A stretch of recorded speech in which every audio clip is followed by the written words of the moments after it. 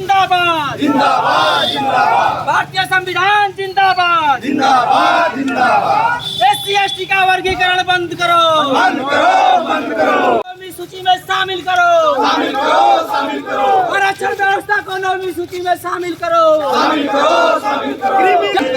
बंद करो SC ST का वर्गीकरण बंद करो बंद करो बंद करो क्रीमी लेयर बंद करो बंद करो बंद करो जय जय जय जय भीम जय भीम एससी एसटी का वर्गीकरण बंद करो बंद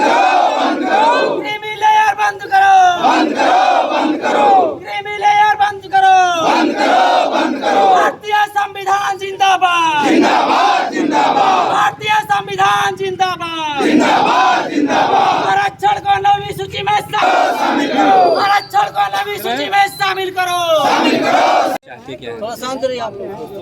आज ये SC/ST संगठनों के संयुक्त मोर्चे की तरफ से, जिसमें शिक्षक हैं, अधिकारीगण हैं, अधिवक्तागण हैं, सभी समाज सेवी हैं, सारे मिलकर के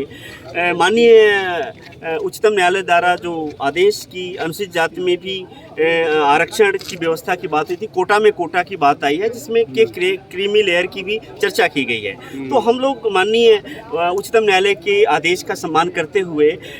महामहिम से हम लोग ये एक आज मांग पत्र प्रस्तुत कर रहे हैं कि जो 341 और 342 के तहत जो भारत के संविधान में व्यवस्था है, उसके तहत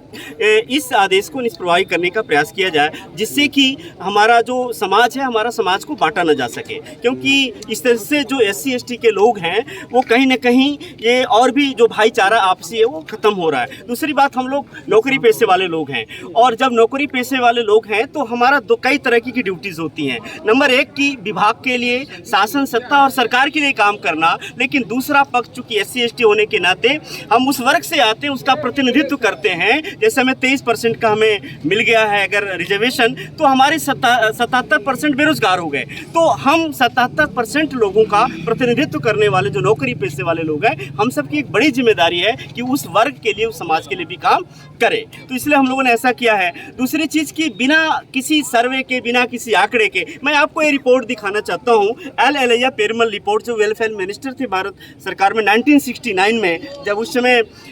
सरकार ने एक सर्वे कराई थी पूरे देश का कि 1955 का अनटचेबिलिटी जो लॉ है, उसको लागू होने के बावजूद भी इस देश में एजुकेशनली यानी शैक्षणिक रूप से, सामाजिक रूप से क्या कंडीशन है, आर्थिक रूप से, इसका सर्वे 1969 में कराया गया था भारत सरकार के द्वारा। और वो आश्चर्य, आपको ये सारी रिपोर्टें आप देख सकते हैं। इस रिपोर्ट में जो रिपोर्ट आई, एक आश्चर्यजनक है कि 69-70 में भी पूरे देश में जो 1947 के पहले की जो व्यवस्था थी, उसमें खास अंतर नहीं आया है, बल्कि सारे विभागों में इनका प्रतिनिधित्व एकदम नगण्य है। आज भी सभी जगह पे इनके साथ भेदभाव किया जा रहा है, इनके साथ अछूतपन का व्यवहार किया जाता है। और इस कारण से आज की जो कंडीशन 2024 चल रहा है, इतने लंबे समय के बाद भी अभी कोई इस तरीके का सर्वे नहीं कराया जा सका, जिसकी वजह से ये बताया जा सके कि SC/ST के लोगों का प्रतिनिधित्व कितना है। आज हम उतने के बावजूद भी शिकार हैं, उत्पीड़न के शिकार हैं, अनटचेबिलिटी, अछूतपन के शिकार हैं। आप देख सकते हैं पेपरों में, और जितने आंकड़े बताते हैं, ये बताते हैं कि आज भी इंसान तो हो, लेकिन इंसानियत की तरह से, मानव की तरह से आपके साथ व्यवहार नहीं किया जाता है। तो हम लोगों ने माननीय महामहिम राष्ट्रपति महोदया को हम लोगों ने 5 सूत्री ज्ञापन हम आज माननीय के माध्यम से दे रहे हैं, जिसकी वजह से ये हमारे 5 सूत्री मांगे हैं, जिसमें है कि एक तो जो ये आदेश आया है माननीय न्यायालय द्वारा, इसको आप निष्प्रभावी करें, जिससे कि हम ऐसा भी नहीं करें कि कोई असंविधा, ये भारत के संविधान में वर्णित है। 341, 342, 15(4) है, 16(4) है, 14 है, ये सारे के सारे हमारे राइट्स हैं, मौलिक अधिकार हैं। इसके साथ कहीं ना कहीं जो मूल भावना है, इसको अगर छेड़छाड़ किया जाए तो हमारा समाज और भी विखंडित हो जाएगा। जातियों में जाति इस देश के लिए बड़ा खतरनाक रहा है, और जातियों में जाति की व्यवस्था करने से जो अनुसूचित जाति के भाई हैं, आपस में हम बंट जा रहे हैं, हमारे अंदर वैमनस्यता आएगी। इसलिए हम सबका मांग है कि इसे निरस्त करते हुए हमारी जो 5 मांगे हैं, जिसमें एक तो इसको निरस्त किया जाए। दूसरा, हम लोगों ने ये मांग किया है, सारे संगठनों के लोगों ने मिलकर के, कि पहले तो सभी लोगों का, सभी क्षेत्रों का, वो सामान्य हो चाहे कोई भी, सभी विभाग के क्षेत्रों का एक सर्वे कराया जाए, जातिगत सर्वे, और ये बताया जाए कि उस आबादी के सापेक्ष किस जाति के लोग का कितना प्रतिनिधित्व है।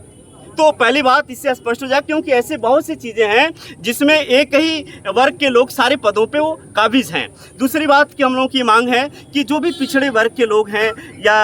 SC/ST के जो लोग हैं, और SC/ST में जो इन्होंने डिवाइड किया है, जो वर्गीकरण बनाया है, उनकी स्थिति के लिए क्या किया जाए, उनकी बेहतरी के लिए काम किया जाए। क्योंकि वो अगर योग्य ही नहीं होंगे, असिस्टेंट प्रोफेसर का अगर निकलता है, किसी पद के लिए निकलता है, अगर वो PhD होल्डर नहीं है तो कहाँ से बनेंगे। और इसके लिए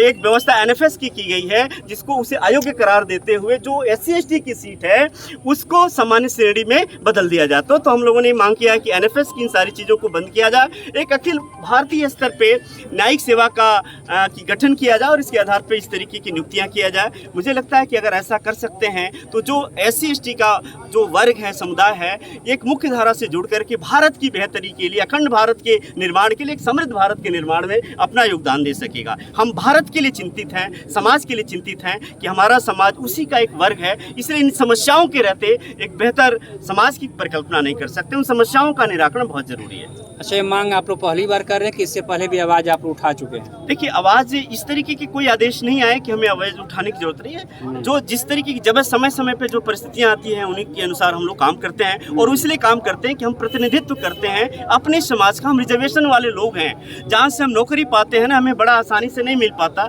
तो हमारी ड्यूटी है कि जो 77% लोग बेरोजगार रहते हैं उनके लिए भी पहल करें, उनके लिए भी बातचीत करें। ठीक।